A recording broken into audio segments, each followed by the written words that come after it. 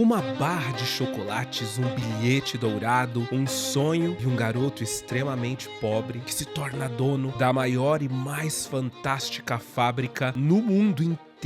E meus amigos, mais um episodinho aqui de Arthur Viana Podcast, dessa vez na mesma pegada da semana passada, quando a gente falou de Crepúsculo. A gente repassou todos os filmes de cabeça. Dessa vez eu vou repassar de cabeça a Fantástica Fábrica de Chocolates de uma maneira diferente. Por quê? Eu vou misturar as duas versões. Vamos comentando a história toda, tudo que eu me lembro. Consequentemente, alguns detalhes vão passar, mas as coisas que mais me marcam no filme vão aflorar na minha memória, obviamente. E vamos tentar entender por que essa produção é tão cativante. Na verdade, assim, o Roald Dahl, salvo polêmicas envolvendo o nome dele, polêmicas que se manifestaram depois de anos, algumas mudanças até que houve no livro original, nomenclaturas, algumas formas como chamavam o Augustus Gloop, até, se eu não me engano, é porque eu pesquisei pouco sobre isso, mas eu lembro que eu li alguma coisa sobre o fato de terem mudado o aspecto dos Umpa-Lumpas, né, porque era um aspecto um tanto quanto racista dos Umpa-Lumpas. Então, assim, salvo tudo isso, o Roald Dahl realmente tinha uma capacidade de escrever contos infantis, conversar com o universo, empoderar as crianças, muito grande, né? Quer dizer, ele escreveu tanto a Fantástica Fábrica de Chocolates, que é incrível, é muito maravilhoso a gente entender a personalidade de cada uma das crianças, seja o Charlie, que acaba sendo o nosso herói, né? Então ele é altruísta, ele é simples, ele é humilde, ele é bondoso, assim como as outras crianças, que tem todos os aspectos que, segundo o Roald Dahl, era terrível de se ter, ainda mais quando você é criança. E não só na Fantástica Fábrica de Chocolates, onde o Roald Dahl realmente conversa muito com esse universo infantil, mas com Matilda. Afinal de contas, ali, ele devolve pra criança a capacidade que ela tem de entender o que tá realmente acontecendo, de entender quando as pessoas estão sendo abusivas com ela. A Trunchbull, naquela figura da mulher autoritária,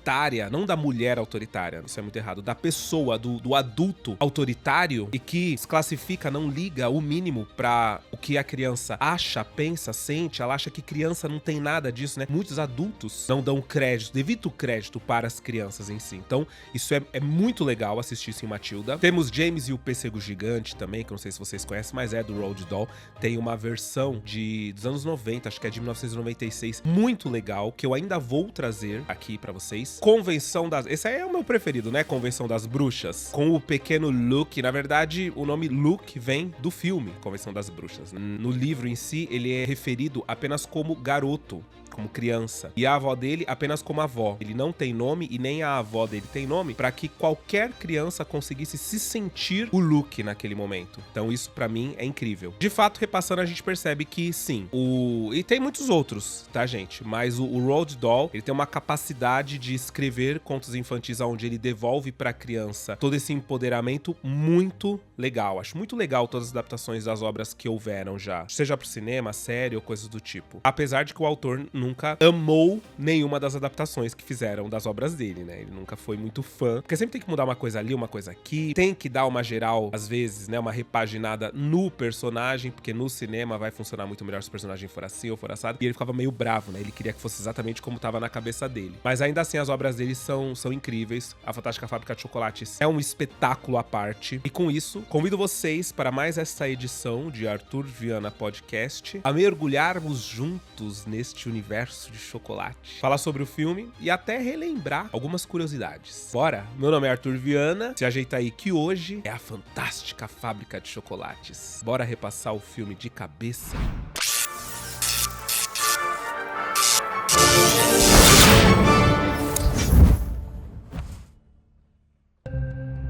E ambos os filmes começam mostrando pra gente a fábrica de chocolates, mas é inegável que na versão de 2005, o remake, a gente tem uma fábrica de chocolates muito mais pomposa. Dá pra ver ali os equipamentos, dá pra ver o chocolate sendo colocado nas forminhas. Aliás, é uma coisa interessante porque na primeira versão a gente vê um monte de tipo de doce sendo feito. Eu não sei se vocês sabem, ó lá, a curiosidade que saí, né? Todas as curiosidades que surgirem aqui, gente, tá vindo na minha cabeça mesmo, da lembrança do lance de já ter lido, já ter visto muitas coisas sobre. Mas foi gravado na fábrica da Toblerone, que eu me lembro. Essas cenas iniciais aí do filme. Então era uma fábrica real de chocolates, eles gravaram como se fosse uma coisa fantástica, mas ela é uma fábrica normal. Ainda assim, vou falar pra vocês que quando começa aquela musiquinha, aquele clima, me leva diretamente pros anos 90, assim, pra 94, 94, 95, que é quando eu assistia no cinema em casa. E eu me lembro de amar toda vez que tava ligado ali no cinema em casa e começava. E eu percebia que era a Fantástica Fábrica de Chocolates, porque passou algumas vezes, né? Já na de 2005 é uma coisa muito mais fantástica de fato. Eu lembro que as barrinhas de chocolate, elas são enviadas através de um paraquedinhas, né? E elas vão caindo perfeitamente, sendo soltas. E aí vem aquele grande mistério, aquele ar de mistério muito legal que o Tim Burton consegue dar pra produção, porque vai mostrando as mãos do Willy Wonka colocando ali nas fábricas de forma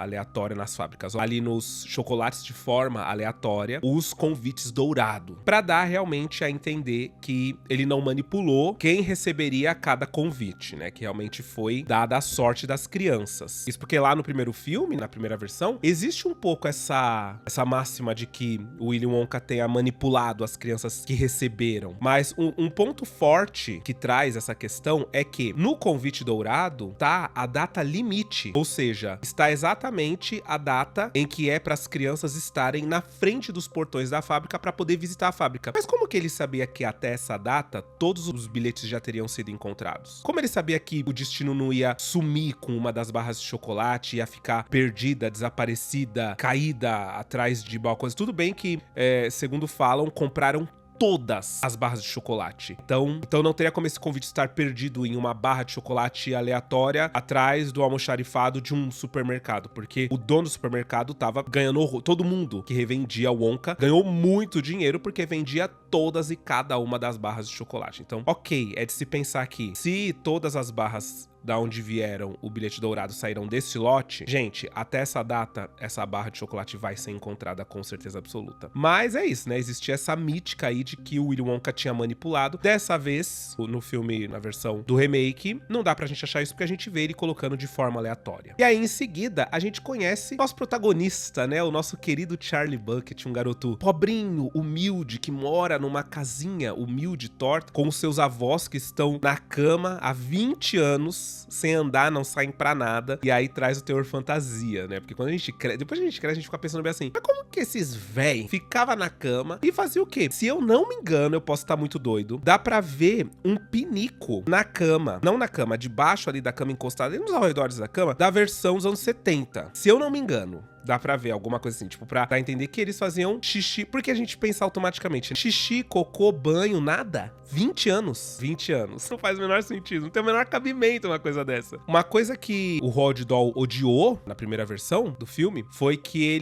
o produtor, né, o diretor, ele não queria que o Charlie, ele fosse tão perfeito. Ele fosse um garoto tão, tipo, mano, ele é muito, muito, muito perfeito. Não dá pra ser desse jeito. Tipo, não vai haver conexão, porque as crianças, por mais que elas sejam altruístas, bondosas, humildes, né, tenham realmente as características do Charlie, ainda assim são crianças. Então, a experimentação faz muito parte desse universo. Por isso, ele adicionou uma cena que não existe no livro, gente, que não sei se vocês sabem, mas não existe, que é aquela cena onde o Charlie e o vovô Joe, eles roubam a bebida de bolha que faz as pessoas flutuarem. E aí eles flutuam e quase morrem, porque, né, tem as hélices lá, tipo um ventilador lá em cima. Eles iam ser trucidados naquele ventilador, mas eles descobrem que quando eles começam a rotar, eles deixam de flutuar, eles vão perdendo a capacidade de flutuar. E aí eles voltam pro chão. Essa cena, ela foi adicionada, o Roald Dahl odiou, porque ele não queria que o Charlie estivesse envolvido num tipo de roubo, numa coisa meio trapaciosa. Existe essa palavra? Não sei. Mas ele não queria que o Charlie estivesse envolvido dessa forma. Ele queria o Charlie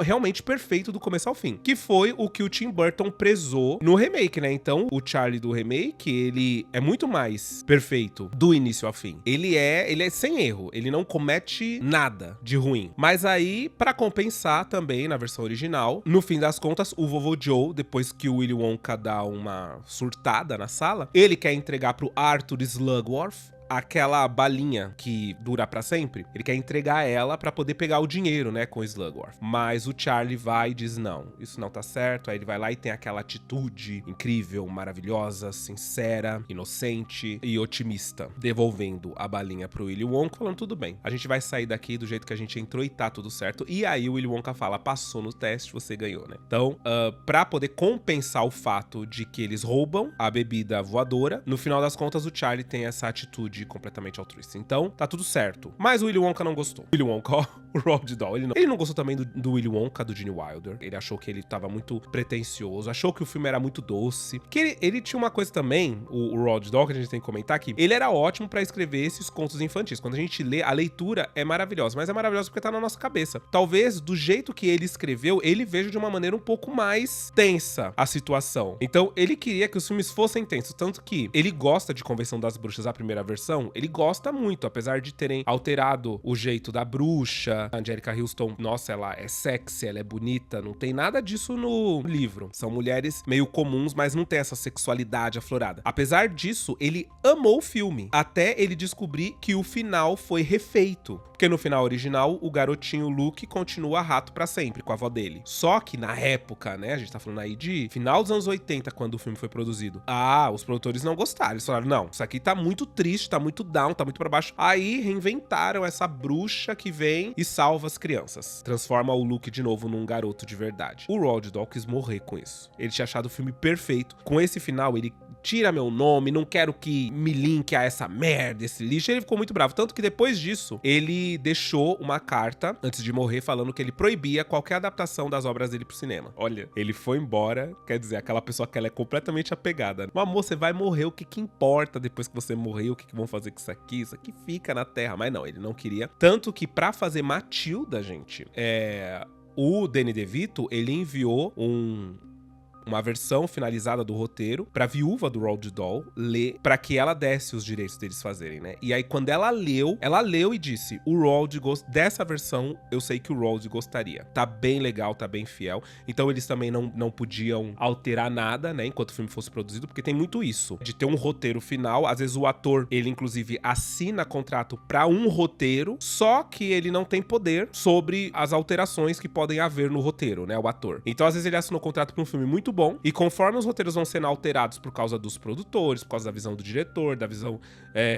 de qualquer membro ali da equipe que tem o poder de mudar alguma coisa no roteiro, de repente o filme vira, né, um Frankenstein, um monte de recorte, e no fim das contas é quase outro filme, diferente do roteiro original. E nesse caso de Matilda, eles não poderiam mudar o roteiro original, teria que ficar daquela forma. E deu super certo, né? O filme Matilda de 1996 é maravilhoso. A versão da Netflix eu também gosto, apesar de eu não gostar muito da Matilda em si, né, da roupagem que deram pra personagem. Mas é legal, é legal. E só pra comentar, sabe outra coisa também que o Roald Dahl, ele não gostou? Foi que o filme, ele dava muita ênfase pro Willy Wonka. E o Roald Dahl não queria, ele queria que desse ênfase pro Charlie, porque o grande herói da história é o Charlie, não o Willy Wonka. Porém, houve patrocínio, se eu não me engano foi da Quaker, pra poder, inclusive, foi na fábrica da Quaker? Eu não sei, gente, também tem essa, tá? Pode ter sido na fábrica da Quaker que foi gravado o filme. Falei que foi da Toblerone, eu lembro que foi em uma fábrica, mas pode ter sido da Quaker também. Aquelas imagens, né, do início da primeira versão. Mas eu sei que a primeira versão, pra ser lançada, ela precisou desse patrocínio, e aí a Quaker, ela ia lançar as barras de chocolate Wonka, que no final deu ruim. A fórmula não ficou boa, o chocolate até ficou gostoso, só que o chocolate derretia muito fácil. Então ele saía bonitinho, durinho,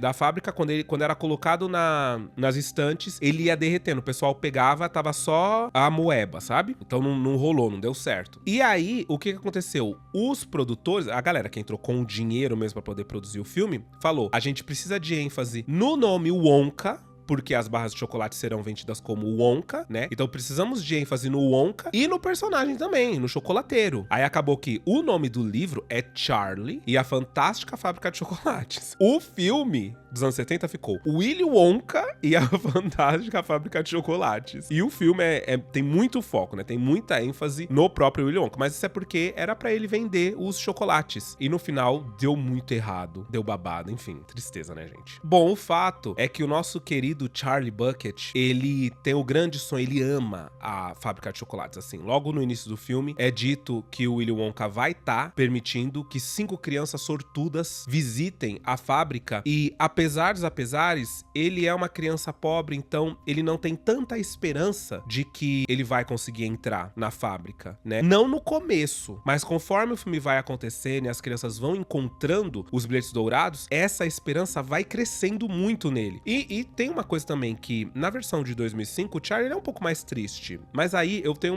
um vídeo aqui no canal, mas ele é antigo, bingo também, nossa senhora. Que eu fazia, né, o choque de clássicos, aonde eu meio que colocava os dois no ringue e falava o que era melhor em um ou no outro, e no final juntava a pontuação e via qual filme se sobressaía, né? Eu não faço mais isso aqui porque, eu acho meio ruim, né, ficar criando essa rivalidade entre dois filmes. A não ser que realmente eu queira acabar com uma das versões, aí eu faço. Mas nesse caso eu gosto tanto das duas, e eu cheguei a falar isso, que o Charlie da nova, ele é um pouco mais triste, né? Ele é um pouco mais caidinho, e o Charlie da antiga, ele é mais alegre, ele é mais solar. E aí é dito, né, que o Willy Wonka vai abrir a fábrica e que espalhou em 5 barras de chocolate 5 bilhetes dourados que, se forem encontrados, participarão de um tour pela fábrica e no final vai ganhar um prêmio além dos maiores sonhos que essa pessoa pode ter. Então vai ser uma coisa assim, uou, gente, vocês não têm noção do que é que essa criançada vai ganhar, aqui ganhar. E aí começa um pandemônio, a corrida do ouro no mundo inteiro. As barras de chocolate, elas simplesmente desaparecem das prateleiras. E uma coisa muito legal que eu dou muita risada no clássico, que eu acho uma pena que não foi adaptado pra versão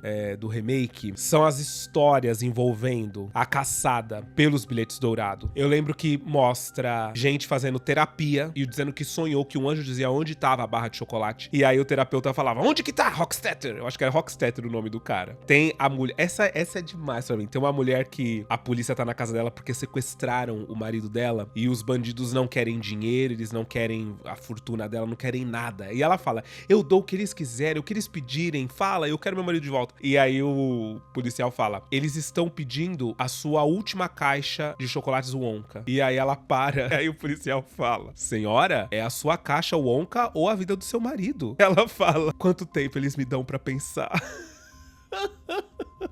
Gente, que insanidade. Tem um homem que faz um computador de probabilidade que vai mostrar exatamente onde tá a barra de chocolate com o bilhete. E aí o computador responde pro cara que não se mete em falcatrua, não se mete em coisa errada. E ele acaba xingando o computador através dos códigos. É muito engraçado. Eu acho que é uma das tiradas mais legais, é a insanidade das pessoas. Isso era pra mostrar realmente o quanto as pessoas estavam completamente insanas pra encontrar esses bilhetes dourados. Por fim, eles vão sendo encontrados primeiro por Augustus Gloop, um garoto guloso, né, que come muito, ele come tudo, tanto que na versão do remake, uma coisa muito engraçada é que ele come um pedaço do bilhete dourado. Isso pra mim é demais. Tipo, como assim ele mastigou o bilhete dourado? Muito louco. Ele tirando o pedaço do bilhete dourado da boca dele, gente, ele não tá nem vendo o que ele tá comendo, ele só quer comer. Isso é muito incrível. Depois dele, quem encontra é a Veruca, que aí, inegavelmente, eu acho muito mais legal na primeira versão,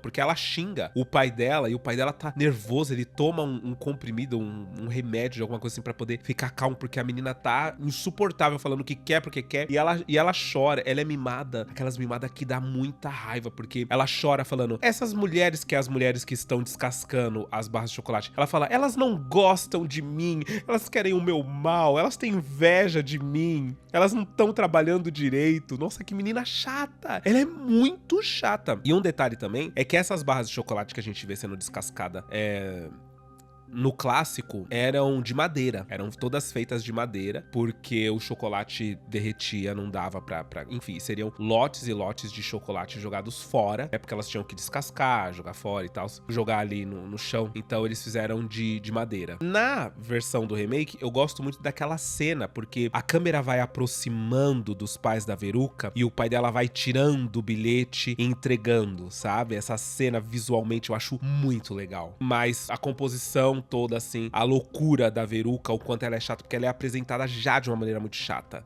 A do clássico, pra mim, é melhor. E aí, depois nós temos Violet Beauregarde, que ganha. E aí, mudança total, né? A Violet da primeira é uma garota simples, competitiva, mas que não mostra o quanto ela é competitiva. Eu acho que isso tinha muito a ver também com a figura da mulher, né? A figura da criança menina, da adolescente menina, da mulher, nos anos 70. Não tinha como viajar muito na ideia de como que é a Violet Beauregarde. Então, mostra ela simplesmente ali na TV falando, dando um oi pra amiga dela, Cornélia, e falando, nossa, a Cornélia tá morrendo de inveja de mim nesse momento. momento, porque é isso, ela é competitiva e ela gosta de vencer e ela gosta que as pessoas tenham inveja dela. Mas na versão do remake já deu pra colocar um contexto competitivo nela muito maior, onde ela é karateca, ela faz artes marciais, ela já ganhou um monte de prêmios, a mãe dela também é super competitiva, já ganhou um monte de prêmio também como Beleza, adoro essa atriz que faz a mãe dela. E em seguida, Mike TV, que aí realmente eles conseguiram manter uma linha muito parecida entre as duas versões. Só que o Mike TV dos anos 70 só era completamente alucinado por assistir programas de tiro, né, tipo Faroeste, etc. E o da versão de 2005, né, o da versão do remake, ele gosta de jogar videogame. O que faz completamente sentido com uma criança, entre aspas, né, uma criança nerd de 2005 e ambos mostram que não existe muita ligação entre os pais. De todos eles, né, não existe uma ligação tão forte entre os pais e as crianças é que parece que mandam no lar. E depois que cada um deles ganha o bilhete dourado, o Charlie fica muito triste, porque ele acha que as chances dele acabaram, principalmente porque, obviamente, fazem uma versão falsa do bilhete dourado. Falsificam. E na primeira versão, esse bilhete vem do Paraguai, que era uma coisa que nos anos 90 era muito normal o pessoal falar bem assim: ah, mas isso aí é original ou é do Paraguai? Que eu não sei porque o Paraguai ele conseguia fazer um monte de brinquedo, coisas tudo falsa. Então eu me lembro muito de nos anos 90, seja brinquedo, eletrodoméstico, coisas que o pessoal falava bem assim: mas isso aí é bom ou é do Paraguai? Porque também a qualidade era questionável, né? Já na versão de 2005, bom, os Estados Unidos e o problema deles com a Rússia, e aí fala que o bilhete foi fakeado por russos. E aí é que o Charlie fica tristíssimo. Porém, em um golpe de sorte, ele acaba achando um dinheirinho, e com este dinheirinho, ele compra uma barra de chocolate e acaba encontrando o bilhete nessa barra de chocolate, nessa sorte desse dinheirinho que ele encontrou, que é a maneira, né, do filme dizer que é o destino. Volta pra casa alucinado pra falar pros avós, pra avisar, né, pra mãe, pra todo... Inclusive na versão do Tim Burton existe a mãe e o pai. Na primeira versão é só a mãe e o Charlie que trabalha e ajuda ali. E todo mundo fica feliz da vida. E nas duas versões... Não, na verdade assim, na versão de 2005 o Charlie, ele ainda pensa que ele poderia vender o bilhete dourado e conseguir um dinheiro a mais pra família. E aí aquele vô dele, Ranzinza, chama ele e fala: eu gosto quando o vô dele fala: dinheiro tem muito no mundo, muito. E imprimem mais a cada minuto. Mas esse bilhete, só existem 5 no mundo inteiro e nunca mais vai existir. Você vai trocar essa oportunidade por algo tão banal quanto o dinheiro? E é um pouco bonitinho, né? Porque é um pouco não, é bastante bonitinho, porque ele agrega um valor pra aquilo que é especial. Então, tipo, o dinheiro é muito bom, o dinheiro é maravilhoso, claro, mas existem certas coisas que são especiais, são únicas. E essas, dinheiro nenhum pode comprar. Dinheiro nenhum consegue comprar, né? E ele bota esse valor no bilhete. Então eu acho muito incrível esse momentinho. E é quando eles decidem, né? Ele decide que sim, ele vai pra fábrica de chocolates. É muito legal. Uma coisa interessante de eu comentar com vocês é que o Peter Ostrom, que é o garoto que fez a primeira versão, né, da Fantástica Fábrica de Chocolates, foi oferecido pra ele um contrato pra mais 3 filmes. Agora eu não sei se é da Fábrica de Chocolates. Eu acho que poderia até ser, né, continuações. Não sei se o Rod Doll ia permitir, mas ele negou. Ele só fez a Fantástica Fábrica de Chocolates. Hoje ele é veterinário, ele nunca mais atuou. E ele já deu várias declarações sobre o filme e falou que ele recebe de 8 a 9 dólares de royalties todo mês pelo filme. Você acredita? É o contrato dele, né? Então sei lá quanto que tava no contrato que ele receberia de royalties pela produção. Todo ator, se eu não me engano, ganha. Ele não faz o filme, recebe pra fazer o filme e acabou. Devem ter contratos assim, claro. Que o ator vai lá, faz o filme e nunca mais volta a receber nada. Mas ele não. O contrato dele, ele tem direito ao royalties. Só que deve ser muito pouco, né? Porque, nossa, 9 dólares? Triste. Ainda mais levando em consideração que o filme foi um fracasso comercial quando ele foi lançado. Ele não conseguiu se pagar, foi muito triste, assim. O filme se tornou cult, icônico, e as pessoas reconheceram o valor depois que ele começou a passar na TV. E foi comercializado em VHS. Aí a galera amava. Mas pra ir no cinema mesmo assistir na época de lançamento, não foram não. Outro detalhe é que eu não sei se vocês se lembram, na versão original, tem um momento que a mãe do Charlie, ela canta Sorria, Charlie. É muito triste a música, eu acho muito triste. Em várias exibições na TV, principalmente nos Estados Unidos, essa parte era cortada. Tipo, o pessoal da rede de TV e tal falou assim, não corta essa parte porque ela é muito lenta, sabe? Depois que o Charlie ele surta, né, com a mãe dele. Na verdade, ele não surta com a mãe dele, ele surta com a ideia de que ele não vai conseguir esse bilhete. A TV cortava e já colocava as próximas cenas, não deixava ela cantar não, porque falavam que, caía demais o ritmo do filme. Mas, assim, é triste a música, mas eu gosto, dá uma coisa assim que a mãe dele, pô. E é o momento da atriz, entendeu? É o momento da atriz. Bom, chega o dia deles entrarem na fábrica, a gente vai finalmente conhecer o Willy Wonka, porque é isso, né? É quase mais da metade do filme e a gente ainda não viu a figura do Wonka. Só é dito o dono da fábrica de chocolates, o chocolateiro maluco, o chocolateiro fantástico e tal. Então ele vira meio que uma entidade misteriosa enquanto o filme corre. E aí tivemos uma mudança na entrada dele, porém uma coisa se manteve, o elemento surpresa. Já que na primeira versão, o Gene Wilder, ele disse que ele só toparia fazer o filme, né? Ele falou, só assino o contrato pra fazer, se vocês realmente me querem, se a minha entrada for surpreendente. Surpreendente no sentido de que ele falou, eu quero parecer um senhor que tá meio doentinho, mancando. De repente, eu vou dar uma cambalhota, ficar de pé, como alguém extremamente saudável. Isso vai criar uma confusão mental na cabeça das pessoas, principalmente do público que vai estar assistindo, e vai dar aquela ideia de que o Willy Wonka, ele é imprevisível. Não dá pra saber o que é que vai acontecer, o que é que ele vai fazer, qual é o próximo passo dele. Se ele tá mentindo ou tá falando a verdade. A ideia era essa, era que ele deveria ser um grande mistério. E os produtores aceitaram, e inclusive, eu não sei se vocês sabem, mas essa se tornou, né, ela é julgada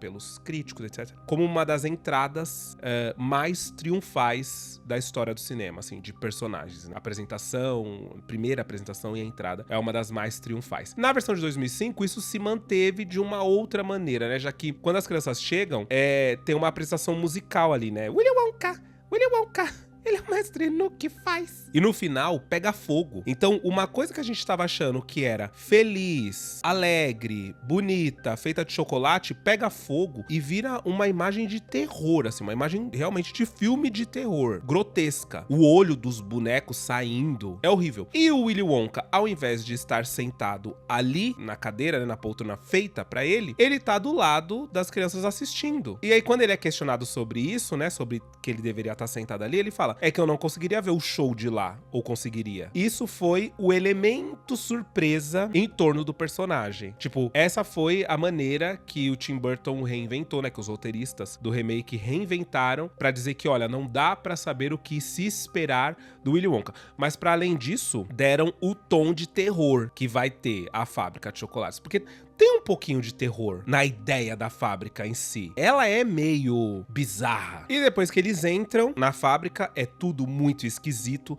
Desde o primeiro momento que eles entram é esquisito. É umas salas que vão ficando pequenas, do nada. As portas vão ficando pequenas, a gente acha que eles não vão conseguir passar, de repente eles conseguem passar. Que é isso, né? A fábrica é muito surpreendente também. Ela é meio mágica, meio fantástica, né, no final das contas. E a primeira parada é na sala chocolate. Uma coisa interessante da primeira versão é que 1/3 dessa sala realmente era comestível. Tem muita coisa ali que dá pra ver que...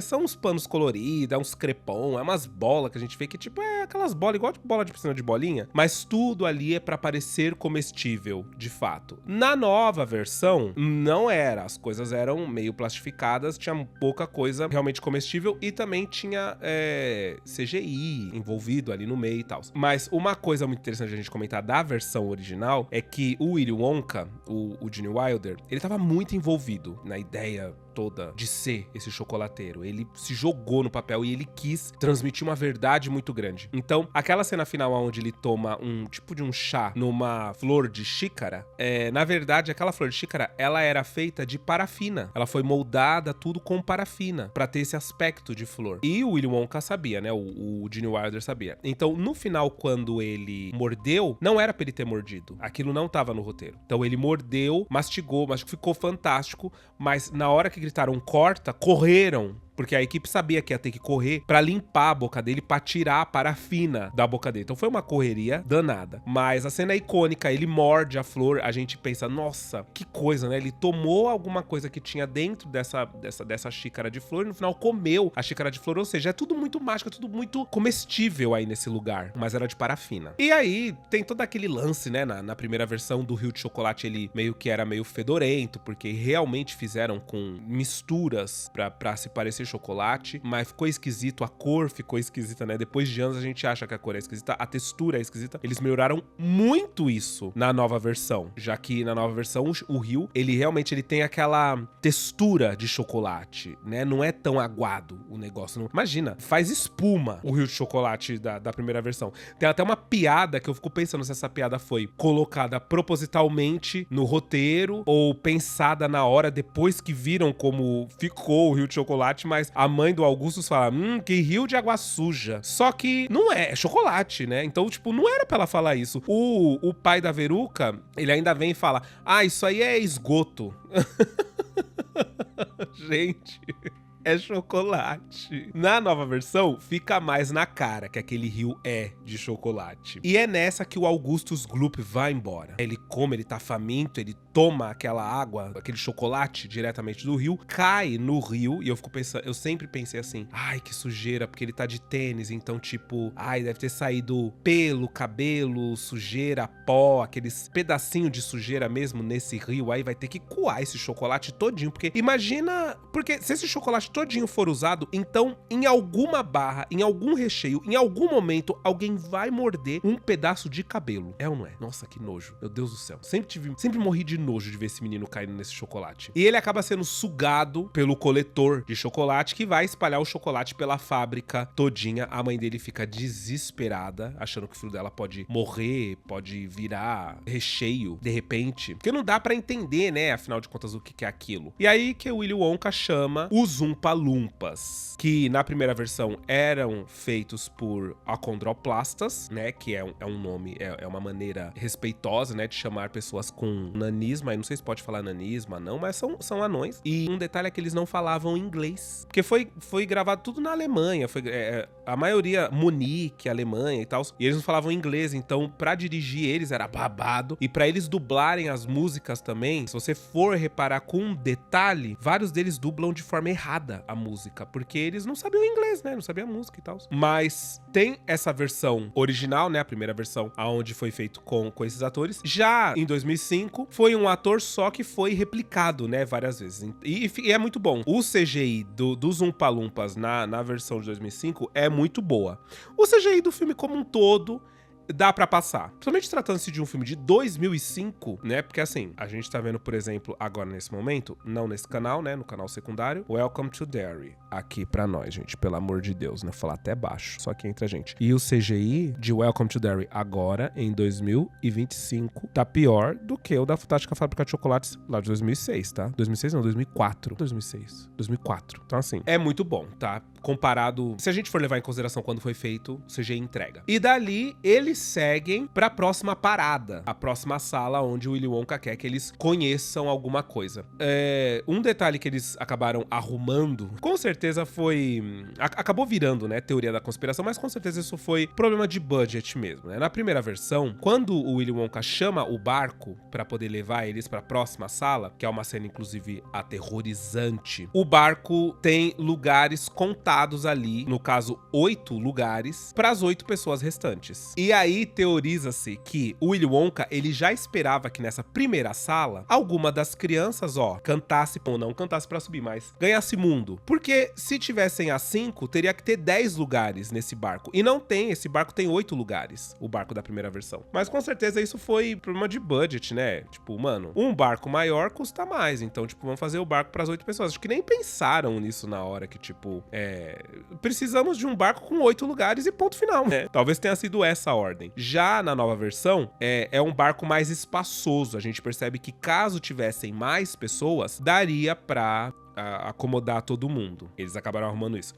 E na primeira versão, né, o Willy Wonka, ele dá uma pirada, né? Ele dá uma... Do nada, ele começa a falar umas coisas aleatórias. O pessoal costuma falar... Tem a teoria, né, de que os doces estavam com alucinógenos, porque as pessoas começaram a ver coisas que não existiam ali naquele momento. Então se tem essa ideia de que aquilo que as pessoas estavam vendo eram coisas que estavam dentro delas. Então, como todas elas ali eram pessoas negativas, pessoas ruins, elas viam coisas negativas. O Charlie e o Vovô Joe, eles só viram o Arthur Slugworth, que é o cara que ofereceu dinheiro pra eles, caso eles traíssem o Willy Wonka, que era a única coisa ruim com a qual eles interagiram até entrarem na fábrica. Mas o restante do pessoal, nossa, eles estavam completamente atormentados vendo todo tipo de coisa ruim ali, porque era o que tinha dentro deles, né? Então, tipo, o alucinógeno fez com que viesse pra fora algo que era interno ali dentro deles. Loucura, né? E aí eles chegam na sala de invenções. Algo que, assim, eu não sei vocês, mas eu não gosto da sala de invenções, nem da antiga nem da nova. Da nova, ela é cinza, ela tem um ar meio estéril, meio hospitalar pra mim. Não sei porquê. E a antiga é uma sujeira. A antiga é um caos completo. Tipo, nada ali faz sentido. Inclusive, conta-se nos bastidores que a sala de invenções também foi uma das coisas que mais irritou o Roald Dahl. Porque era pra ser uma coisa simples, onde o Willy Wonka experimentava, mas a galera pirou, inventou um monte de coisa. Aquela bicicleta onde o Willy Wonka tá andando e cantando e batendo creme atrás dele numa bacia. Uma bacia. Parece uma sujeira, parece que não é. Enquanto uma versão parece estéril, parece limpa, parece salva de sujeira, bactéria, fungo, qualquer coisa. A antiga, nossa senhora, podridão total essa sala. Mas, no fim das contas, nenhuma das duas me ganha. E é nessa que ele mostra a grande nova invenção dele, que ainda não saiu, né? Ainda não foi entregue para o mundo, que é o chiclete refeição, aonde com um chiclete você tem uma refeição completa. De um lado, eu sempre quis experimentar esse chiclete, porque quando a Veruca vai comendo, ela começa a falar, né, que ela tá sentindo gosto de rosbife, batata frita e depois da bebida e depois da sobremesa. E eu ficava assim, gente, será que é gostoso? Porque a gente assimila chiclete a doce, né? Então, tipo, chiclete de morango, de framboesa, de maçã verde. Mas de comida, rosbife, batata frita, chiclete com gosto de rosbife e batata frita. Então, assim, era um pensamento meio ambíguo na minha cabeça. Ao mesmo tempo que eu queria muito, que eu queria experimentar, também levava em consideração que rosbife e batata frita é uma coisa muito gostosa, né? Parece muito gostoso. Então, só que não era pra ela experimentar. O Willy Wonka deixa muito claro que ainda tá em fase de testes, que não é pra galera comer. Ela come mesmo assim, por quê? Ela não dá ouvido aos adultos, ela não quer saber o que é que os adultos estão dizendo, o que é que eles querem. É uma criança completamente incontrolável. Então ela toma aquele chiclete, come sem autorização e acaba virando uma grande amora, Blueberry. Obviamente, né, a mãe dela fica desesperada, eles falam, não, a gente vai levar sua filha ali pra sala de espremer, a gente vai espremer ela, porque ela virou uma grande amora deliciosa, super gostosa. Aí eu fico pensando, o tanto de um palumpa que virou amora também nesse momento, porque se a invenção tá quase pronta, quer dizer que faltam poucos, né? Falta alinhar pouquíssimas coisas. Até chegar ali, quantos Umpa-Lumpas viraram? Esses Umpa-Lumpa precisa de ver os direitos trabalhistas deles, né?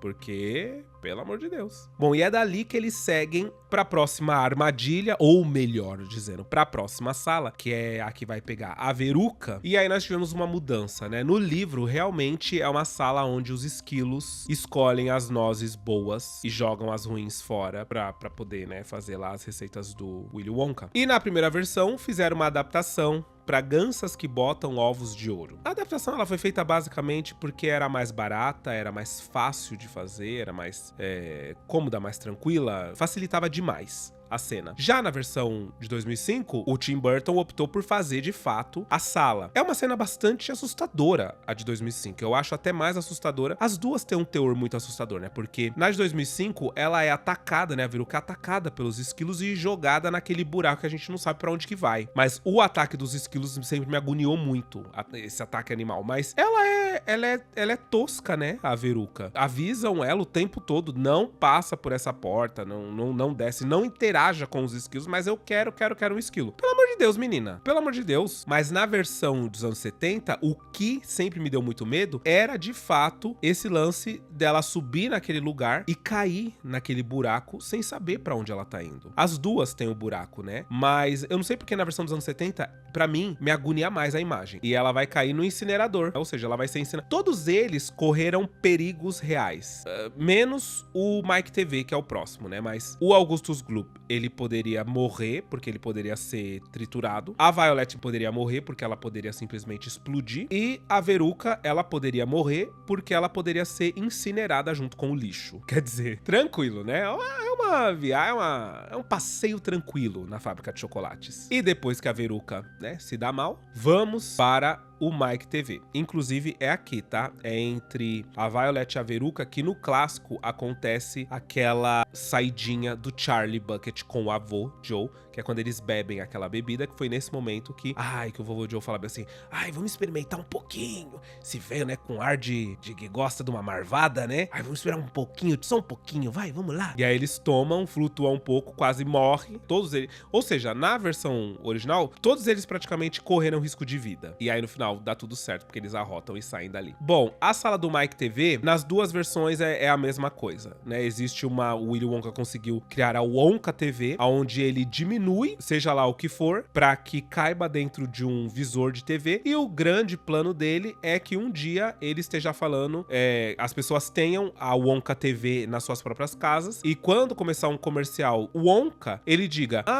uma barra de chocolate completamente nova, experimente você. E aí você vai esticar a mão, vai pegar um pedaço dessa barra de chocolate e comer na sua própria casa. Maravilhoso, maravilhoso. Se ele consegue multiplicar uma barra de chocolate em centenas de milhões, tá tudo certo, né? Realmente vai ser bem, bem rentável pra ele, eu acho. Que aí a pessoa experimenta um pedacinho e sai pra comprar uma barra grandona. Mas o Mike TV, ele fala, não, eu próprio quero ir pra dentro da TV, experimentar, ver como é que é isso. Inclusive, na versão de 2005, ele meio que tenta dar uma humilhada no Willy Wonka, né? Ele fala bem assim, você inventou um bagulho foda, quântico praticamente, e só o que você pensa é em chocolate? Pelo amor de Deus. E aí, também tem uma coisa legal nessa versão de 2005, que eu queria saber se o Roald Dahl ia gostar, porque eu nunca entendi direito, eu vou pesquisar isso. Se o Roald Dahl, ele gostava que fizessem essa adaptação tão mágica da fábrica, ou se a fábrica deveria ser uma fábrica mais normal, entre aspas, com alguns aspectos fantásticos, né? Porque quando o Willy Wonka tá no Wonkavador, que é, né, o elevador, e ele começa a viajar pela fábrica, gente, ele passa por tantos lugares, ele passa por uma sala onde é meio que o Monte Everest, que parece que é de sorvete ali, né? Os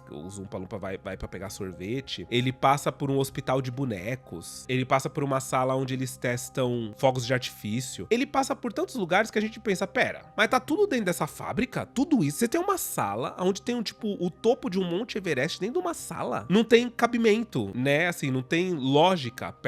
A coisa perde a física mesmo. E aí eu queria saber da parte do Roald Dahl se ele ia gostar ou não. Eu acho que ele não ia gostar. Eu acho que ele ia dizer que perde o teor, vira muito fantasia, muito uma coisa assim. Isso não existe de jeito nenhum. Eu acho que ele gostava daquela coisa de criar esses contos aonde tem o teor fantástico, né, extraordinário, mas tem um tom realista nesse teor fantástico, sabe? É um realismo fantástico e não só fantasia descabida. Então, eu acho que ele não ia gostar desse tour pela fábrica da nova versão. Mas o fato é que o Mike TV, ele entra na TV de fato e ele acaba sendo esticado pra poder voltar ao normal, né? Porque ele é uma criança e no remake a gente vê as crianças saindo da fábrica, que isso também foi uma coisa adaptada, porque as teorias da conspiração diziam na versão original que as crianças tinham morrido no final das contas. Todos eles morreram, só quem sobreviveu foi o Charlie. E aí nessa nova versão, pra consertar isso, mostraram as crianças saindo. Então,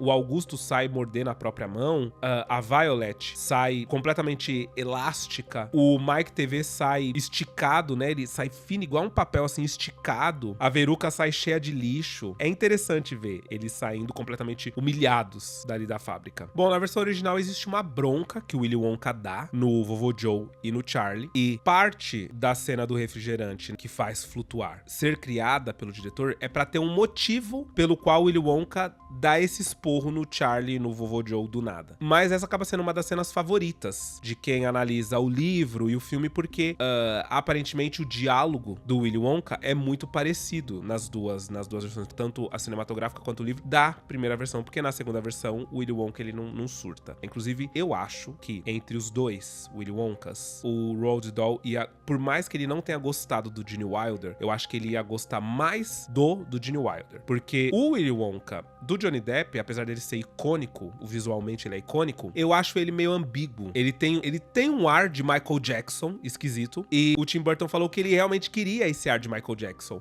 que é uma coisa assim meio inocente, meio infantilizado, ao mesmo tempo dá um pouco de medo, é uma figura meio andrógena, esquisita. Então realmente foi feito pra criar essa ambiguidade, essa coisa esquisita. Comentem aí qual que vocês preferem. Apesar de eu gostar das duas, eu ainda fico mais com a do Gene Wilder. Eu queria ver também, eu queria saber da parte do Roald Dahl qual Willy Wonka, no final das contas, ele ia gostar mais.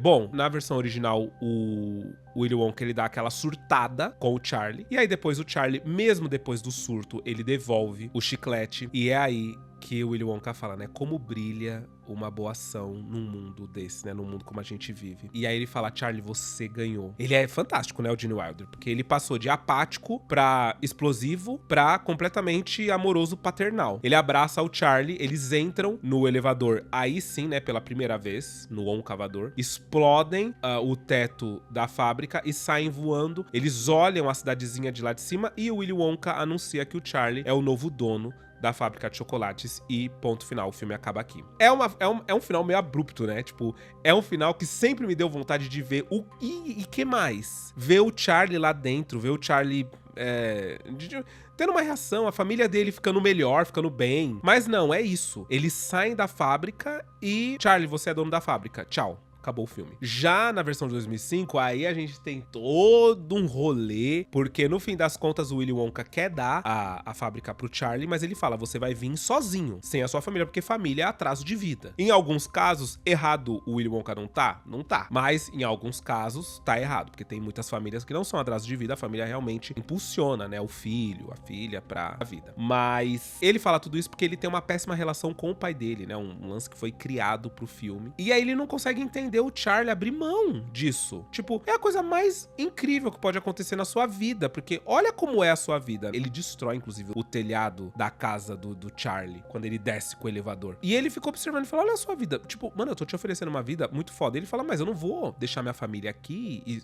e sumir com você, tá doido? E aí, ele acaba meio que perseguindo o Charlie, de alguma forma, né? Porque o Charlie é engraxate, então ele engraxa o sapato do Willy Wonka, o Willy Wonka demonstra que é ele próprio. Ele tenta entender com o Charlie essa questão com a família, e o Charlie entende que, na verdade, a questão com a família quem tem é ele. E os dois vão lá pra casa, pra antiga casa do pai do Willy Wonka. E aí é uma coisa, porque quando eles chegam, o pai dele não reconhece ele. Só que isso é uma cena que não faz muito sentido, né? Se você parar pra ver. Porque quando o Charlie dá uma olhadinha no escritório do pai do Willy Wonka, a gente descobre que ele tem celebrado todas as vitórias do filho. Tudo que o filho conquistou na vida, ele tem celebrado, porque ele tem ali recortes de jornal, revista, notícias, num geral. Então, como que o Willy Wonka aparece na casa dele e ele não reconhece que é o Willy Wonka, se ele segue o filho? Ele só reconhece por causa dos dentes, que ele fala, nossa, essas cúspides, né, se eu não me engano, alguma coisa assim, só dá pra ter sido do meu filho porque eu próprio cuidei das cúspides dele, né? Porque ninguém tem cúspides assim no mundo todo. E aí eles se abraçam, o Willy Wonka entende o conceito de família que o Charlie tem, né, o apreço, o apego pela família que o Charlie tem, e aí ele topa trazer a família toda do Charlie pra fábrica de chocolates e instala a casa do Charlie dentro da sala chocolate, né? E a gente vê que eles chegam do trabalho,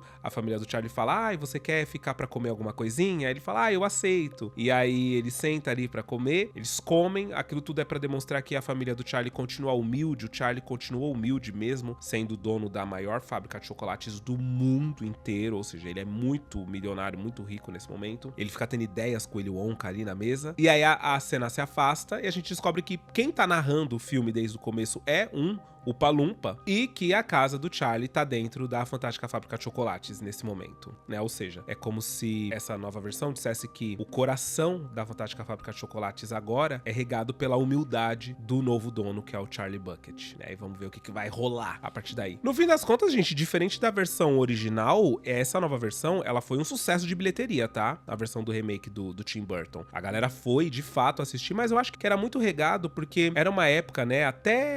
Acho que até 2014, 2014, 2015, a ideia de remake era associada a sucesso. Você refazer um filme, você fazer um remake de um filme, era uma coisa assim, nossa, fantástica, extraordinária, maravilhosa. Hoje em dia é sinônimo de fracasso, de terror, de vão estragar o filme, né? Hoje em dia ninguém suporta remake. Mas quando foi lançado em 2005, existia muito aquela mítica da primeira versão da Fantástica Fábrica de Chocolates, né? Todo mundo conhecia a primeira versão, então queria ver essa nova versão como seria. Completamente nova. Eu me lembro de assistir o filme, tipo, pasmado como tudo não se parecia com o que eu já conhecia do filme. E acabou sendo um grande sucesso, de fato. Eu amo muito as duas versões. Eu assisto muito as duas versões. Eu confesso que eu acho que na minha vida eu assisti mais, acho que a versão antiga do que a nova. Até porque eu assisto a versão antiga desde pequeno, né? Mas a nova eu assisti muito também, mesmo. Eu me lembro quando passou no SBT e eu gravei, né? Fita cassete. E eu ficava assistindo, reassistindo. Eu gravava, eu sabia até como eram os comerciais. Ai, que loucura. Era loucura total gravar coisa no VHS. E aí eu pergunto pra vocês, vocês se lembram desse grande clássico? Vocês se lembravam? Eu repassei de cabeça, tá, gente? Completamente. Eu juro pra vocês que eu repassei o filme inteirinho de cabeça, do que eu me lembro. Pulei algumas coisas. Depois eu percebi que eu não falei do pai do Willy Wonka na nova versão, mas é porque na antiga também não tem. Eu tentei traçar esse linear, né, entre as duas. Mas eu quero saber de vocês. Gostaram de relembrar? Mais uma vez, eu já trouxe muitas vezes, né, a Fantástica Fábrica de Chocolates nesse canal. Eu não canso de trazer, eu não canso de falar sobre ela, assim, sempre que eu posso falar alguma coisinha, eu falo, porque é um filme muito divertido, é um filme gostoso, e eu acho que é fácil de falar sobre ele. Ele é muito icônico. Então comenta aí o que foi que vocês acharam. Eu espero que vocês tenham gostado de mais o vídeo de hoje. Eu espero que vocês tenham gostado de mais o episódio de hoje. Um beijo e até o próximo vídeo.